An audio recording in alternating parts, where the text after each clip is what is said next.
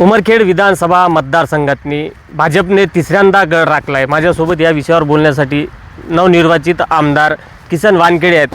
भाऊ, भाजपवर निवडणुकीदरम्यान विरोधी पक्षांनी प्रचंड प्रमाणात टीका केली। यावेळेस अशी परिस्थिती होती की भाजपचा उमेदवार त्या ठिकाणी निवडून येईल की नाही अशी शंका उपस्थित केल्या जात होती। मात्र भाजपने तिसऱ्यांदा तुमच्या रूपातनी गड राखलाय, कसं बघता आणि काय सांगाल?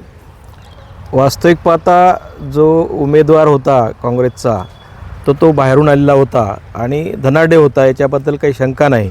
परंतु त्या मतदारसंघामध्ये मी मागील 15 वर्षापासून तळागाळात काम केलं आहे, त्यामुळं मला विश्वास होता की त्या ठिकाणी मीच निश्चित निवडून येईल।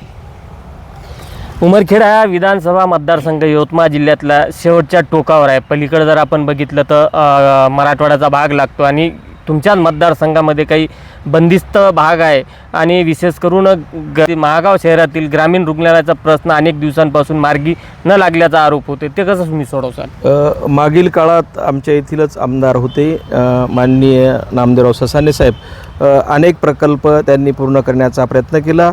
काही प्रमाणात ते राहिले असतील तर ते प्रकल्प निश्चित येत्या काळामध्ये मी पूर्ण करून ताबडतोब त्याचं उद्घाटन करेल।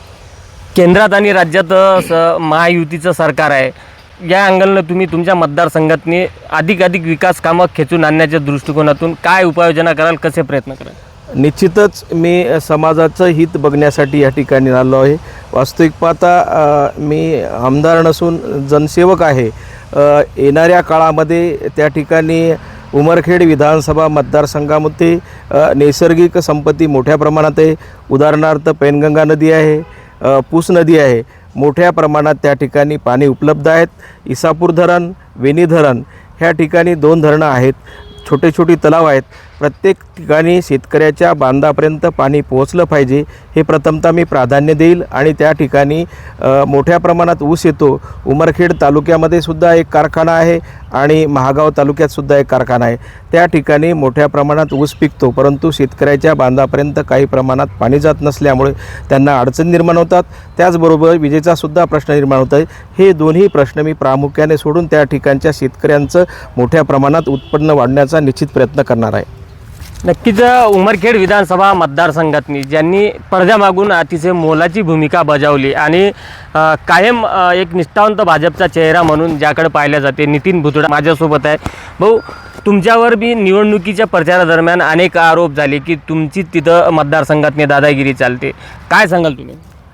निश्चित जे काही आरोप झाले त्या आरोपाला जनता जनार्दन मायबापनी उत्तर त्या ठिकाणी दिलेलं आहे आणि ज्या ठिकाणी लोकांनी धनशक्ती विरुद्ध जनशक्तीची लढाई असताना जनशक्तीच्या बाजूने कौल देऊन त्या ठिकाणी धनशक्तीला नाकारलं आहे आणि त्यामुळं त्या मतदारसंघात कोण चांगलं काम करते, कोणाची दादागिरी आहे, हे कालच्या निकालाने त्या ठिकाणी अधोरेखित केलं आहे।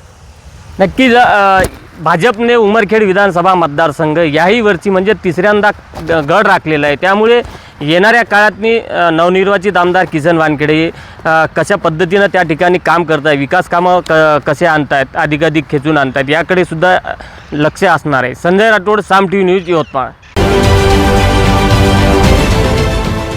देश विदेशातील प्रत्येक घडामोडींचे लाईव्ह अपडेट मिळवण्यासाठी आता साम टीव्हीच्या सर्व सोशल मीडिया प्लॅटफॉर्मला लाईक, फॉलो आणि सबस्क्राईब करा। तसंच सर्व नोटिफिकेशनसाठी बेल आयकॉन प्रेस करायला विसरू नका।